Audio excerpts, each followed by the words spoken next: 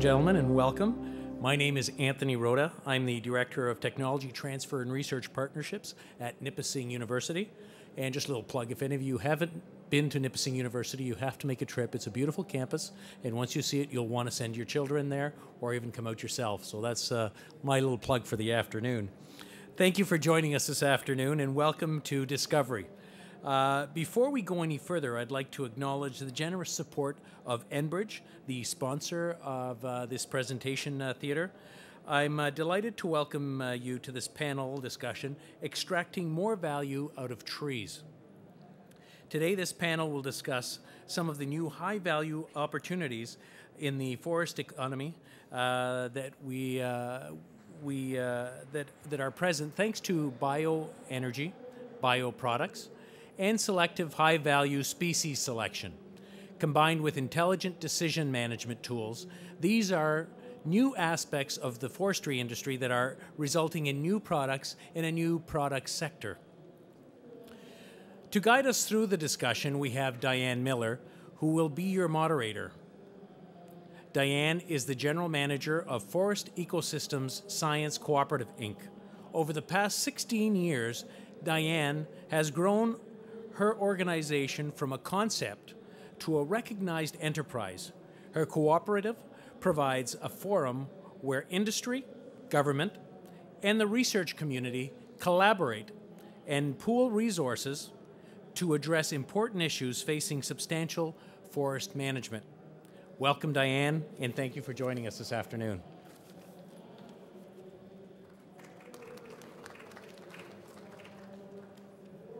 And thank you, Anthony. Extracting more value out of our trees, or if you'd like a little bit stronger visual, squeezing more value out of trees. And that's really what we're all about these days. For decades, and you can even go into the century level if you like, Canadian foresters were known as hewers of wood, delivering fibre volume to the mill gate. The traditional forest economy and the lifeblood of many northern communities was the production of pulp, paper, and lumber products. However, today's new economy is all about new technologies, new products, new markets. Digital media is replacing newsprint, engineered wood is challenging dimensional lumber. We all know we're in times of rapid change. We're moving from volume to value. Value chain optimization is our new value paradigm. We need to do a lot of things differently. We need to do a lot of things really well, and we must do these things simultaneously. So do we start from the trees or from the mill? Well, actually, we start from the market, which will then produce, the market will then produce production, and that will then challenge our knowledge of fiber attributes. It'll challenge us on biodiversity, which takes us into the realm of climate change and non-traditional demands on our landscapes. We need to understand our resources over time. We need to manage technological change to take the best advantage of market opportunities in new fields such as biofuels, biocomposites, environmentally sustainable products, and the green building components. All of this requires integration of resources based on collaboration and innovation. As Canadians, we are very, very good at innovation, but we need to escalate our efforts on the commercialization to take our place in the emerging sustainable bioeconomy. And today we have three speakers who will give us some excellent examples of innovative inroads into the new bioeconomy. Our three speakers today, we have Murray Woods, Dr. Andrew Pollard, and Dr. Naresh, I'm going to say it wrong, Thevathasan, sorry.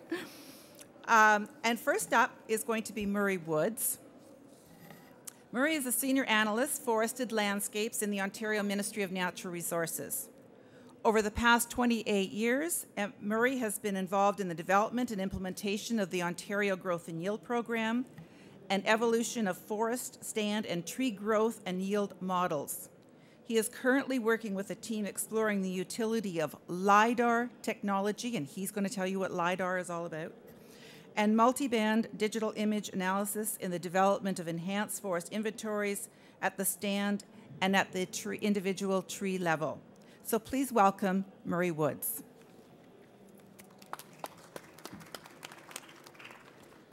Thank you, Diane, and thank you everybody for attending this afternoon. I really appreciate it. What I want to talk about is sort of the where is it part of this and how we're using technology to sort of better understand the forest resources that we have available to us for traditional wood products, but as well as some of the emerging technologies we're going to hear a little bit later on from Andrew and from Naresh. And so what I want to talk about is how we add value to forest information to make better and more informed decisions. And the technology I want to talk about today is LiDAR. It's an acronym for Light Detection and Ranging. It's an active remote sensing technology. It's using near-infrared laser light that's emitted, in this case, a scanning sensor in the belly of an aircraft, basically emitting these pulses of near-infrared laser light, and we can get multiple returns from that. As this picture indicates here, we are getting tops of the trees or branches through the trees and all the way down to the forest floor. And because we have very good GPS systems now and inertial navigation systems in aircraft, we know exactly where each X and Y, Z return was received back to the sensor.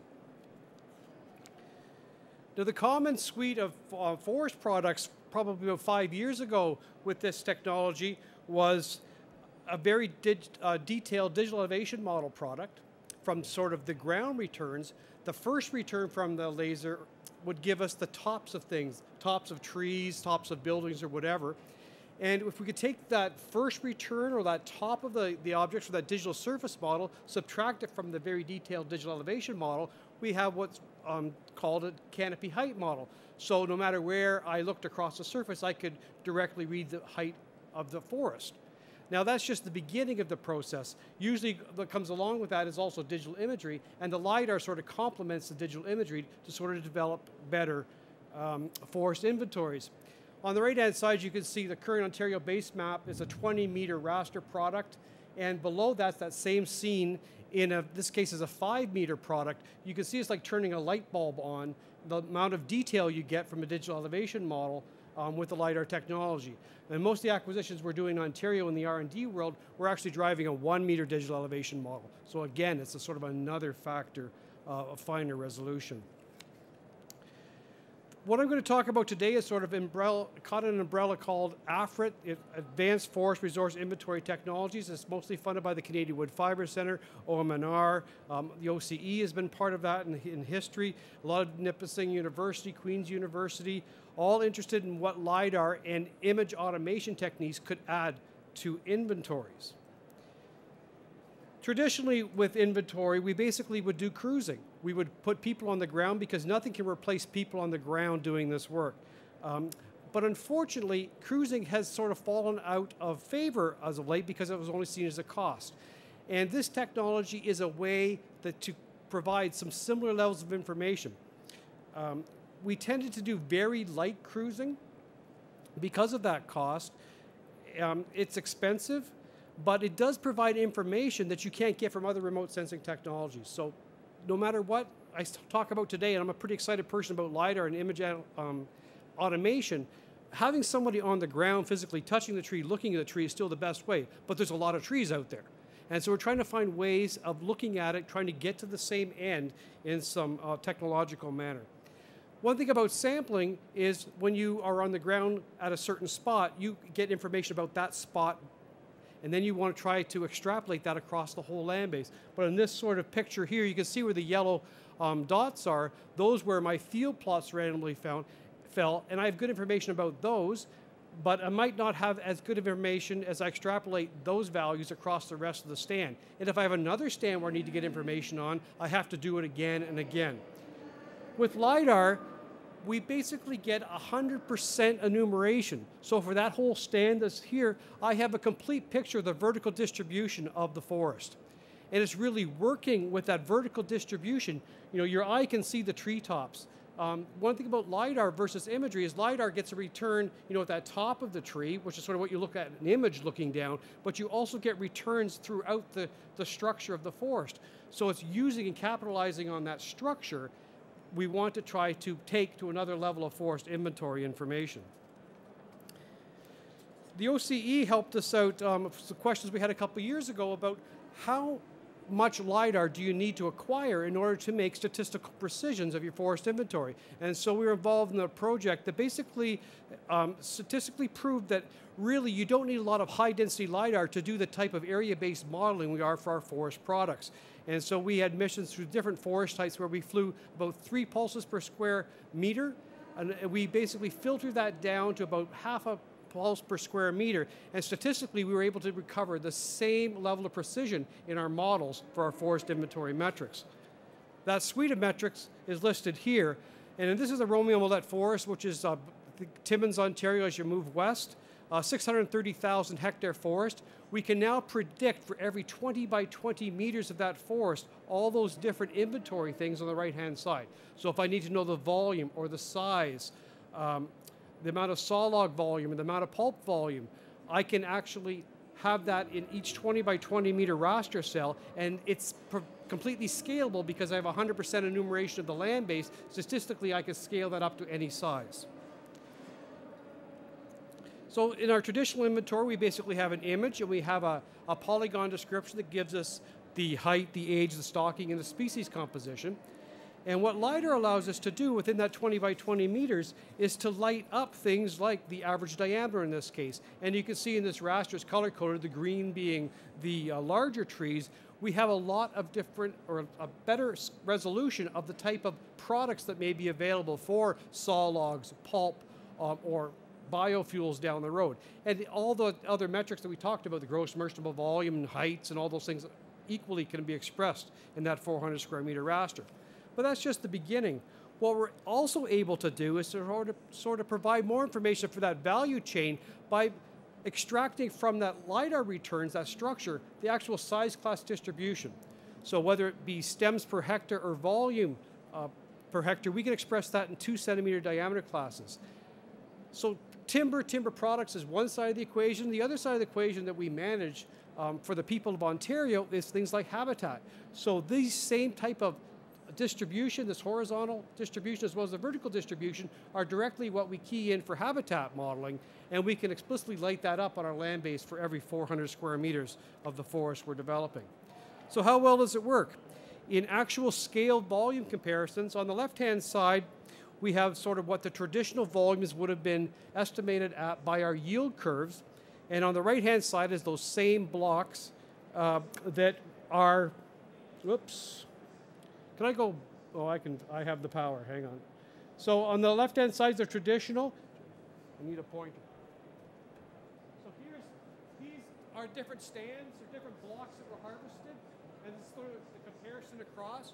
The green indicates volumes that the LiDAR estimated within 5%, the yellow within 10%, and the orange color is with a greater than 20%. And so you can see that the LiDAR, look at the amount of green that's on the right-hand side. So we're able to estimate, predict with much more confidence the amount of volume that's actually on the land base, and not only how much is on the land base, but exactly where it is on the land base. And this is a huge step forward. It also provides opportunities to do better linkage between our operational, our tactical planning, and our strategic planning. Traditionally, we do strategic level planning, which is very broad, and that sort of goes down to operational plans. With these technologies, we can actually have information, that 20 by 20 meter scale, that we can roll up to a forest or the province. And as well, we can provide tactical direction by defining where we're going to harvest exactly, and also model those exact areas that we're going to harvest in our sustainable wood supply models to make sure that we are ensuring the long-term value of the resource. It's also important to put this in the hands of people that can use it, because one of the things about LiDAR, there's a lot of LiDAR dots to work with. People get intimidated by the fact that we can't handle LiDAR data. And so we wanted to make sure that people understood it's not the LiDAR data that people work with, it's the products. And we've developed with Limb Geomatics and Tecterra and the Canadian Wood Fibre Centre and the OMNR project to develop a web-based application that takes those raster surfaces and basically allows the user to light up any of the predicted raster surfaces from the LiDAR product, draw a block, select what attributes they want to summarize, and basically provide the suite of estimates with confidence intervals. So we can actually say that within that area, the volume is this plus or minus. And this is something we've never had the luxury of in the past. We can also add that size class distribution again, which is the important piece to link us through the whole value chain. So in conclusion, today's very exciting. I'm very sold by this technology. I see it continue to evolve in Ontario as well as across Canada and the world. It reduces uncertainty on decisions at multiple scales, which is really important. It produces an inventory that supports traditional forest use in terms of pulp and sawlog, but also opens a door for how many what the biofuels might be available down the road. Again, it links that strategic and tactical planning system, and it supports that whole value optimization chain. Thank you.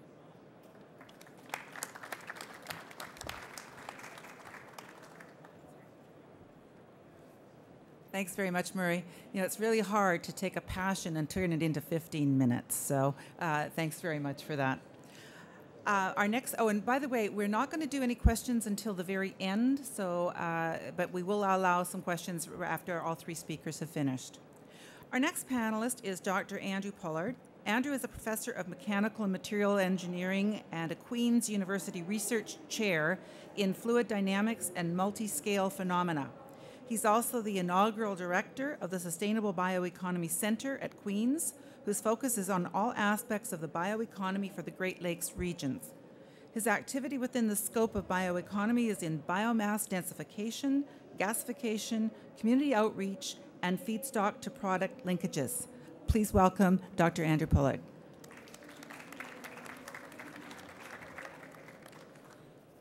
Okay, good afternoon and thank you for coming. Okay, we're up and running. Could you put that on the full screen, please? Okay.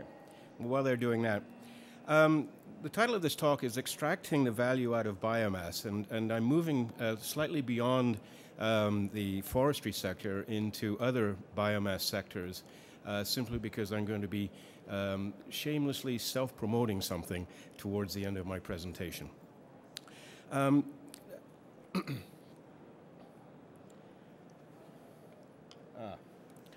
I should have made the font a little larger. I do apologize. The project that started or kick-started what we were doing was basically funded through or managed by OCE many years ago, and the focus was in a small little community in northern Ontario called Atikokan. And in Atikokan, there were a number of issues associated with the OPG power plant there. And we were part of a multi-university team that tried to address some of these issues that they were facing. The Queen's component consisted of the technical side, which was to assess the biological resource, assess the slagging and optimize composition and character of wood pellets for co-firing. So that was a combination of both engineering and geography components. And Murray, in some ways, related a little bit of that to you earlier. The other part was a socio-economic, is to recognize that there is a case study to be had for Atikokan and other communities in terms of strategic planning for sustainable future. And that was led by a professor from the School of Business, but a former CEO of the Privatization Secretariat in Ontario, so well-versed with some of these issues. And what we were trying to do was to look at the broader benefits to Ontario, and particularly to northwestern Ontario, which was to enhance competitiveness through identification of resources resources useful for pelletization, develop a receptor capacity for pellet production and distribution, and to facilitate economic development and strategic capacity to ensure a region is equipped for disruptive decisions and the actions of others. So, a little bit of background on the Atikokan. The available biomass in the Atacocan area at that time was to be obtained from slash and wood cuttings, and the typical tons per hectare per year were being is severely reduced, given the fact that the forestry industry itself was in trouble.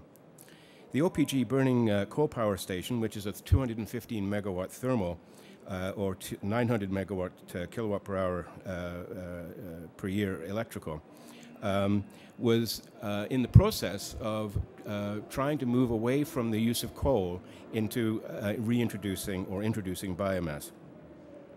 And of course, part of that whole process was a disruptive decision by the Ontario government to say no more coal-fired power stations by or after 2014.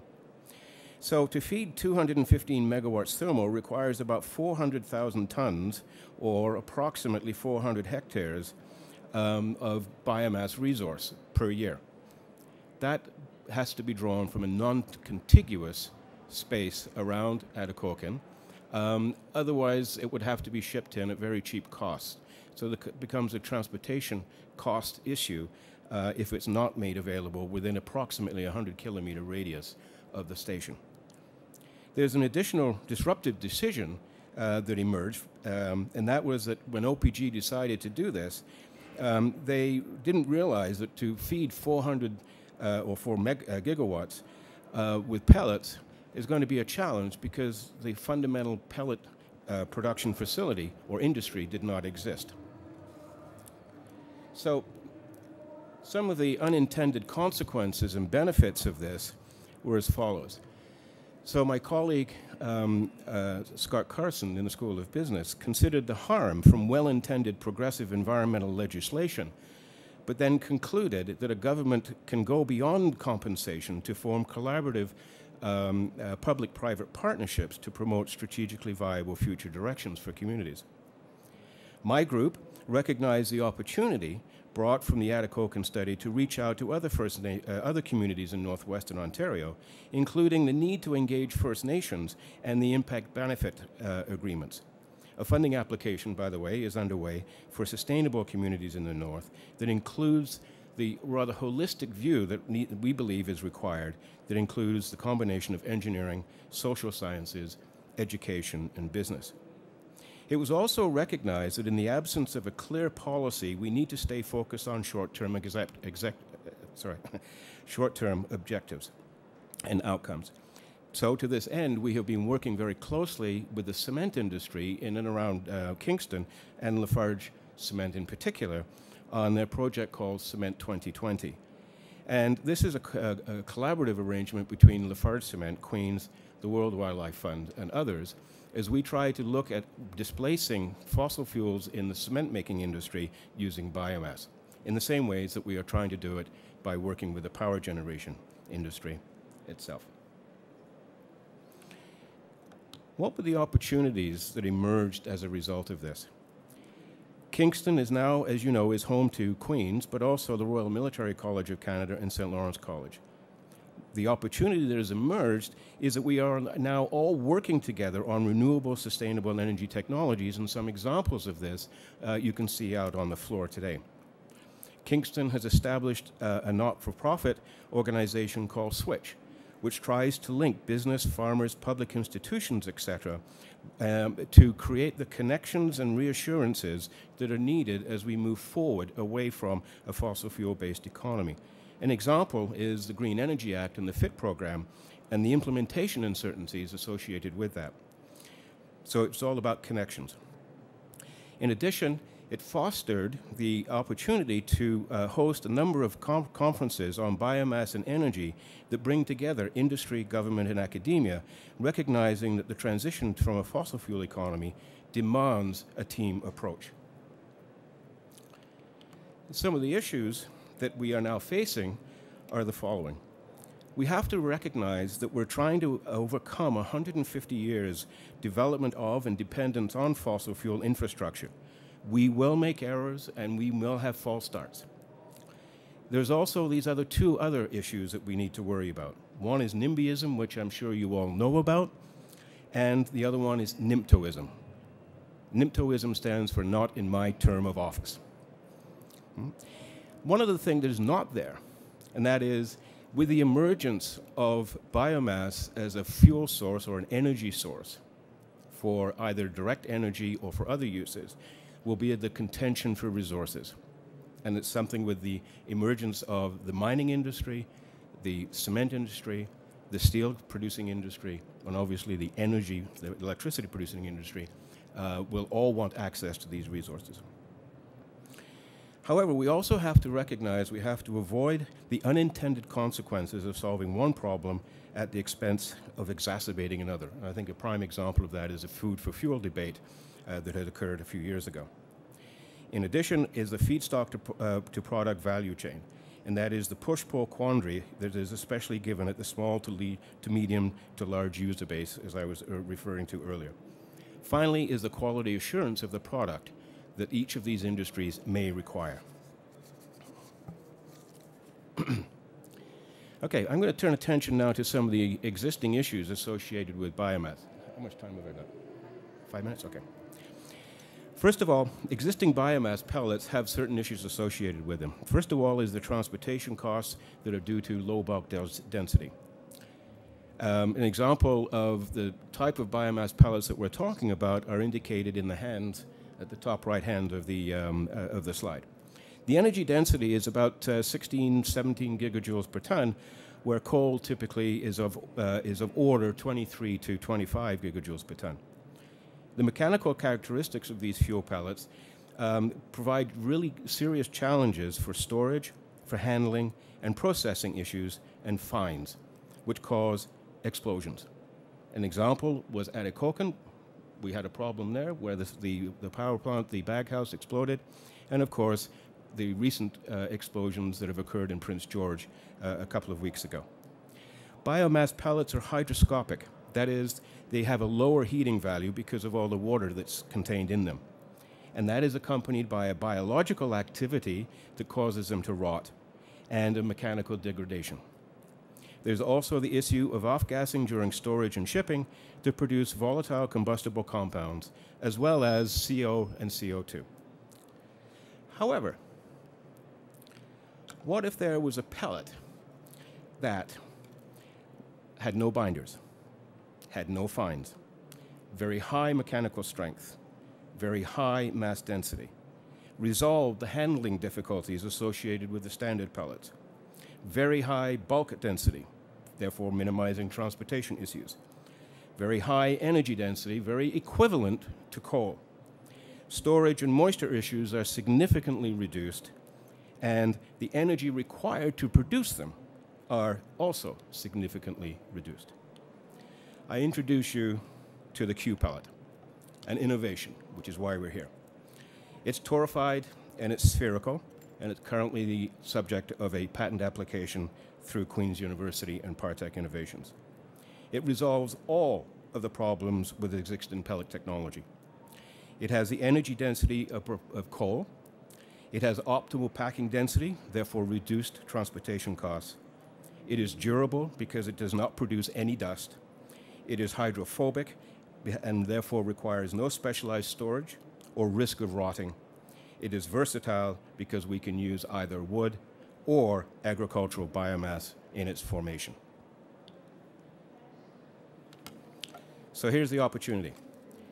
By 2020, the demand for wood pellets will grow to be greater than 100 million tons per year. Addressable market is greater than $20 billion. Industry is moving towards a second-generation torrefied pellet, and I have an example of that one up in front, as well as an example of the Q pellet.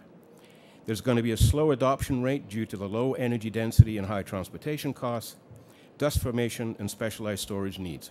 The Q pellet has the opportunity to leapfrog second-generation technology and therefore to become an industry standard. So without further ado, I will close with some contact information. Thank you very much.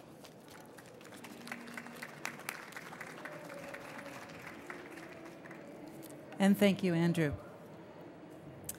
Our third speaker is Dr. Naresh Thevathasan, the manager of Agroforestry Research and Development and an adjunct professor in the School of Environmental Sciences at the University of Guelph.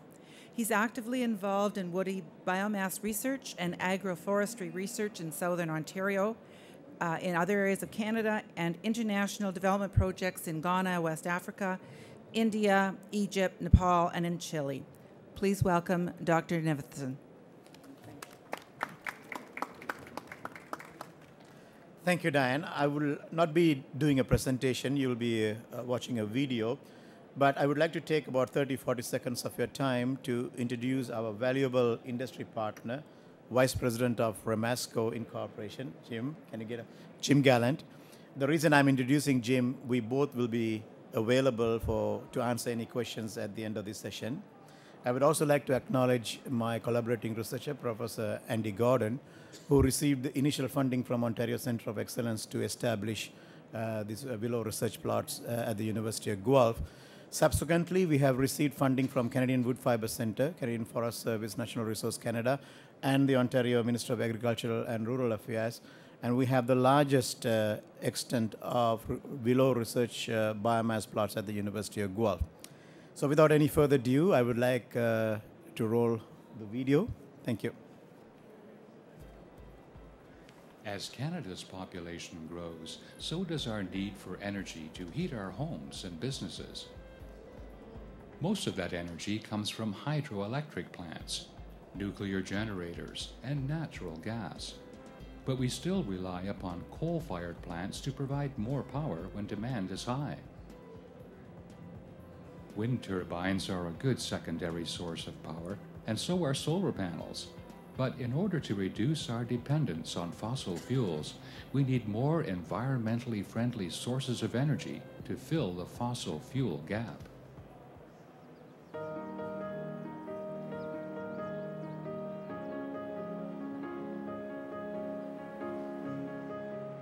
Biomass is getting a lot of attention as a source of energy. Research is showing that growing plants, including trees, to produce fuel can be economical and environmentally friendly.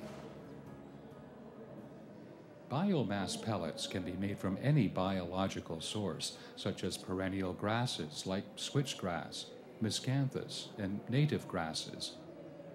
Another source of biomass pellets is trees, especially willow and poplar trees.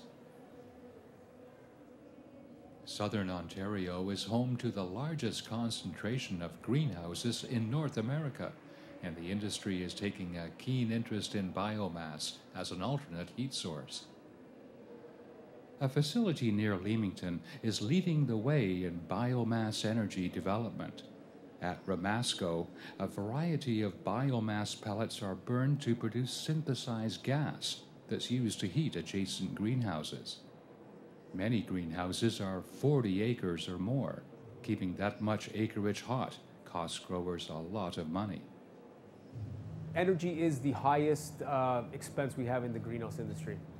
And we're looking anywhere between $40,000 to $55,000 an acre. It is critical that we have stable, consistent energy prices. And that's why we are considering biomass as an alternative fuel. Biomass has already found its way into the residential market. Many homeowners are turning to pellet stoves as an economical alternative to electricity and oil. With all this interest in biomass, the Ontario Ministry of Agriculture, Food and Rural Affairs is supporting biomass research at the University of Guelph. OMNR is also coordinating a feasibility study with Ontario Power Generation that's led by a steering committee. This steering committee is made up of researchers, industry experts, innovators across Ontario. They are looking at all aspects of agriculture biomass for economic, technical, as well as environmental feasibility of these agriculture biomass for heat, as well as combustion energy, as well as power generation. The feasibility study is a comprehensive analysis that includes every step involved in biomass production. One of the first steps is to compare how willow and poplar trees and perennial grasses grow under various conditions. To find out, researchers at the University of Guelph are growing them in side-by-side test plots. The problem you have in Ontario and in a lot of other areas is that, people say, miscanthus or willow will yield so much, and it will yield more or less than another species. But until you have them in side-by-side trials, you really can't make those claims and substantiate them.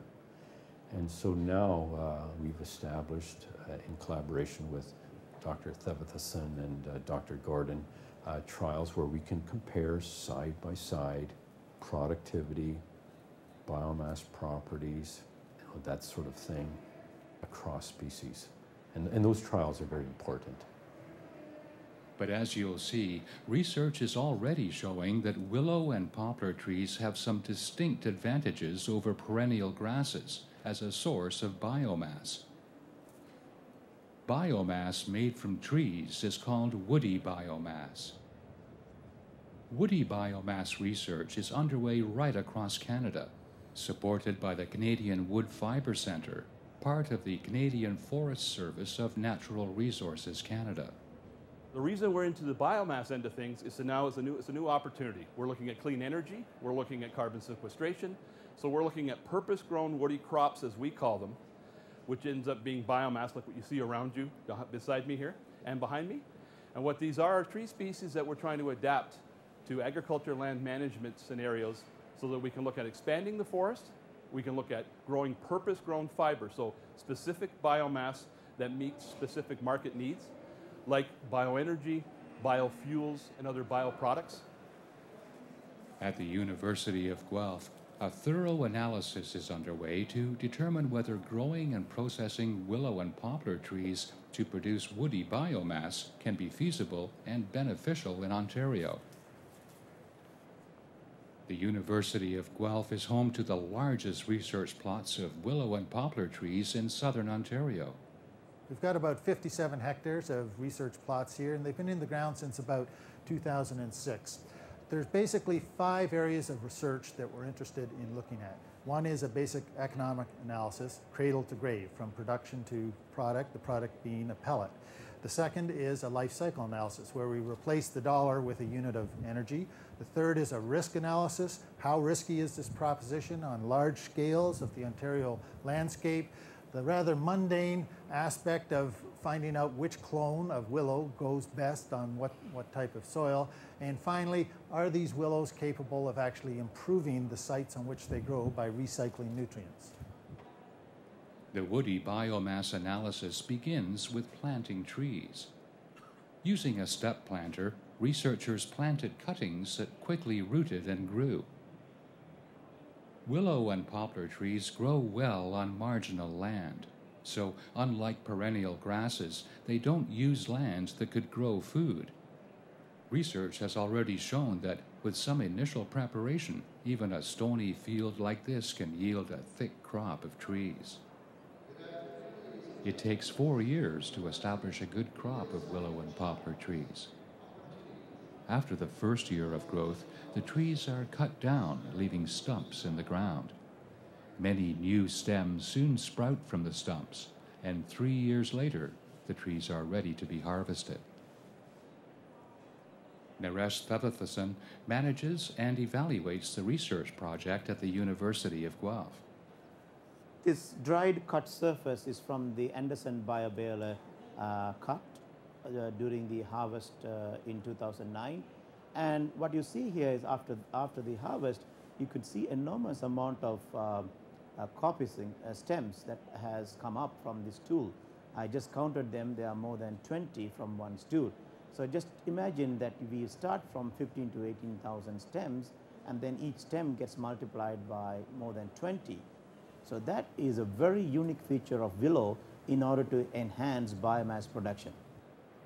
For landowners, growing willow and poplar trees for fuel can become a new income opportunity, and there's lots of support to get them started. Yeah, we at the Canadian Wood Fibre Centre, we support landowners, forest companies, service suppliers, etc., that are interested in looking at uptake of this new land management regime by basically demonstrating the plantation options in the array of different demonstration sites across Canada. We basically run exhibitions on those sites, and we create models, or have created models, that present the input costs and output values. It doesn't have to cost a lot of money to grow willow and poplar trees. For one thing, they need little or no fertilizer. That's because leaves that fall from the trees add nutrients to the soil.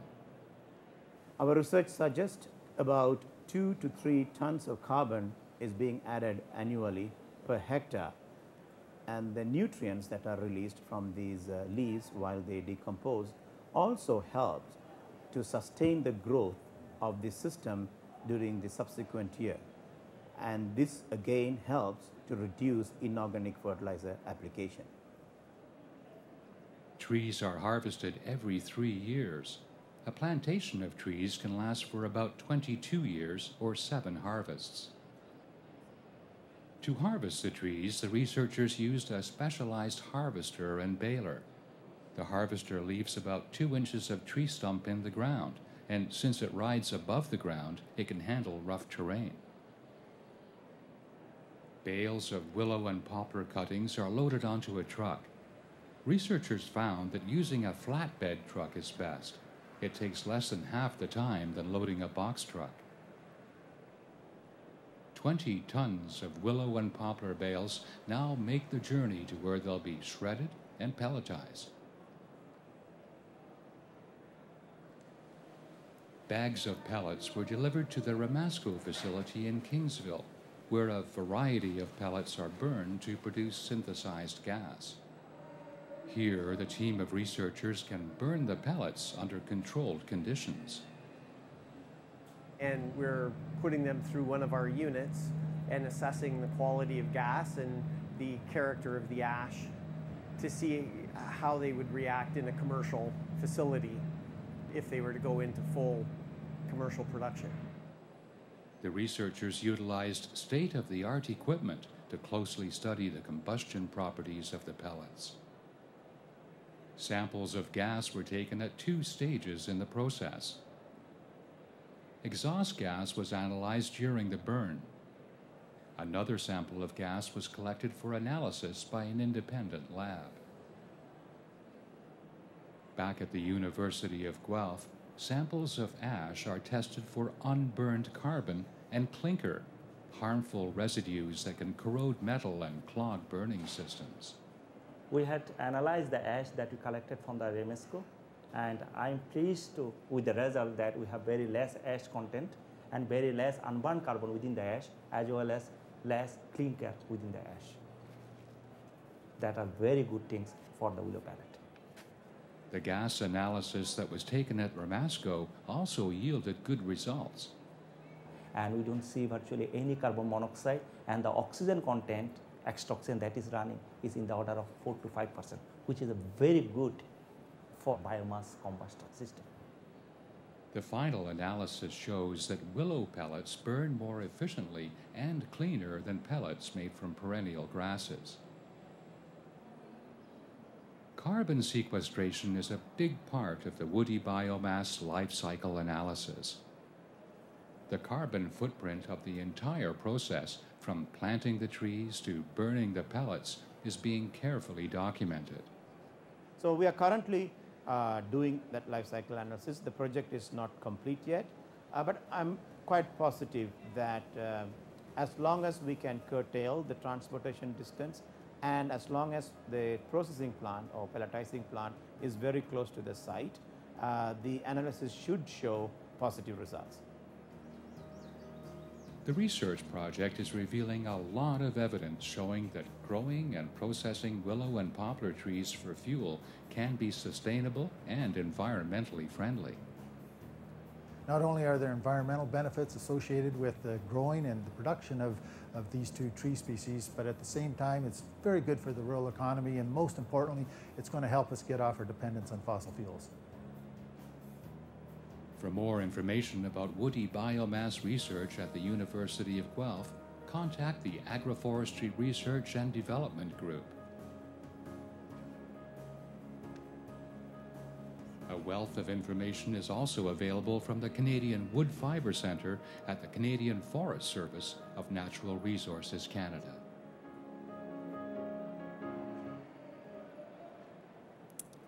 And thank you, Naresh.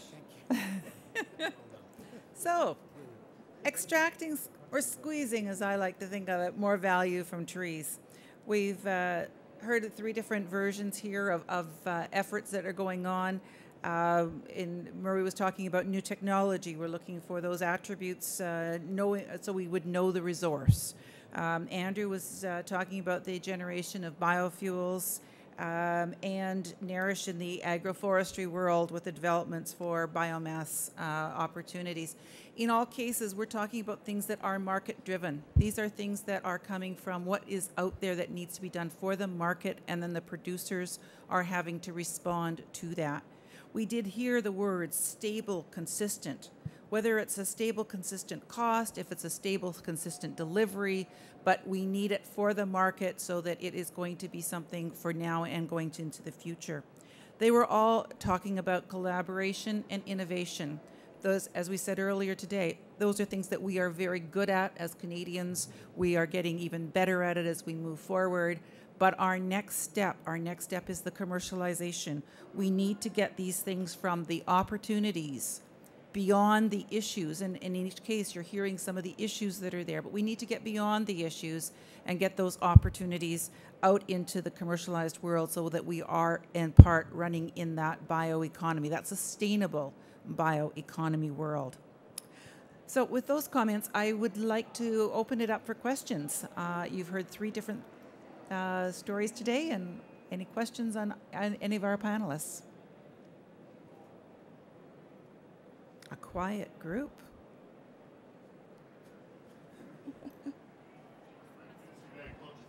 First question for Dr. Pollard on that sheet pellet. I'd love to hear more just about what's so special about it and what is it and how do you make it perfectly round and the same size and all that magic. It's on. That's the subject of the patent application. But it is a combined torrefaction compression process, and that's about all I can say. We can produce them in the laboratory. We just need to get it from a batch process to a continuous process, and from there we can move forward. What we have done is to use a variety of different sources of material. I mentioned reed canary grass. We've also done it with a number of other biological resources, including hemp and so on and so forth. And in all cases, certain types of biomass we thought would not be receptive, but in fact it is. We've also taken pre-torrefied material that was given to us by a company in the US, and they asked us if we could make these pellets using that pre-torrefied. And we said, well, we'll try. And lo and behold, we can. Okay, thank you very much. Just want to follow up on that, Dr. Pollard. Did you see any added advantage using woody biomass versus crenary grass or herbaceous grasses that you used for the torrefaction process? Not really. I think most of the issue would be about what comes off during the off-gassing process, but we haven't really made those measurements yet, so I can't really speak to it. All we do know is that when we make them, they come out with the same consistency, form, and so on and so forth. Okay. Any other questions? Right here. Oh. How far away are you from mass production with the Q-sphere pellets? And how does the cost model compare to that of traditional pellets? Okay, thank you. I'll give you that. As I said, we can make these in the laboratory in a batch process. We have not yet perfected a design for a continuous process. That's the first question. I'll answer that one. So we're looking for help along those lines. With respect to the cost model, again, we want to try to do a full life cycle analysis. And when we were making these pellets, our idea was to be able to make them and figure out what the basic parameters were. We've now done that, but we have not yet looked at the full cost associated with that. So, for example, we know that during the process itself, that the torrefaction will provide volatiles, which can then be siphoned off and burnt, so that it provides the thermal energy source that would do the torrefaction process itself. So we've taken some guidance from what's happened in Europe, particularly the Netherlands Research Institute, that have documented the energy required to produce, quote, their torrefied pellets. And their torrefied pellets are the same general shape of the cylindrical ones that you saw before. Thank you. Thank you. I have another question for Professor Pollard about the Q pellets. I'm back, am I? Okay. I know that this is a pattern that you are talking about, but is it possible for you to mention how you make them hydrophobic? Is it chemical modification or physical modifications that you've done? The hydrophobicity is a result of doing the torrefaction. So the torrefaction inherently provides the hydrophobicity. Like by thermal modification, basically. There's no other modification required. Now, the important part here is that if you produce these cylindrical torrefied pellets, like that, okay, it's black and what have you, they're still very fragile, and they have an awful lot of open and exposed ends. So if you put this in water, you basically get a bit of a mush coming out. So you get exactly the same with the standard pellet. Thank you. No, I haven't finished. When you put that in water, it will absorb water. But when you take it out, the water evaporates, and the pellet does not deteriorate at all. Very different. Right? Did you understand? Yes. Yes, I understood, but I don't know how you do it. The torrefaction process, okay, is it drives off the volatiles, which then collapses some of the pathways for water to be absorbed and expand the cellular structure. Right? Thank you so much. Okay, we probably have time for one more question if there's one more out there. Well, and on that, I will say thank you very much, ladies and gentlemen, for your attention. I thank all three panelists for some very interesting and exciting new journeys in our science realm. And I'll turn the podium back over to Anthony.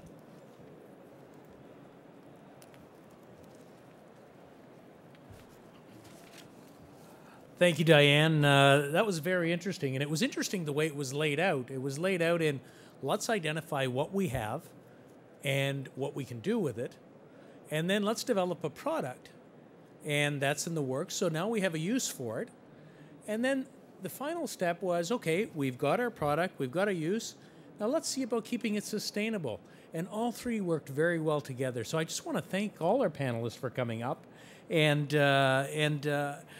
Dr. Pollard, Andrew Woods, Dr. Naresh Thevathasan, for sharing your insights with us this afternoon and keeping us on track on what's going on. Sometimes when we look at wood, we tend to think back, cut, make pulp, make lumber, or any kind of paper product. But there's a lot more to it than that. And when we start piecing it together and thinking into the future and thinking about our forestry, it becomes a more valuable asset. And coming from Northern Ontario, it means a lot to me to have people working and getting those assets out and bringing wealth to the area. So to all of you, thank you very much. I'd like to present you a small token of our appreciation for this afternoon. I'll start over here with Naresh.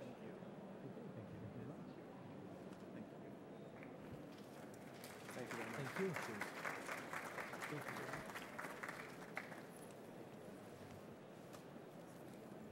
And of course, I want to thank Enbridge again for sponsoring this theater. And more than anything else, thank you for coming out and taking an interest in our forestry. Have a great discovery.